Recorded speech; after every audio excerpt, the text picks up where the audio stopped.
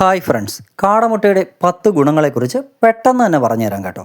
കാടമുട്ട ആരോഗ്യത്തിനേറെ ഗുണം ചെയ്യുന്ന ഒന്നാണ്. ഇതിൽ ധാരാളം പോഷകങ്ങൾ അടങ്ങിയിട്ടുണ്ട്. കാടമുട്ടയിൽ പ്രോട്ടീൻ, വിറ്റാമിനുകൾ, ധാതുക്കൾ എന്നിവ ധാരാളമുണ്ട്. ഇത് ശരീരത്തിന് പ്രതിരോധശേഷി നൽകാനും പല രോഗങ്ങളെയും തടയാനും സഹായിക്കുന്നു.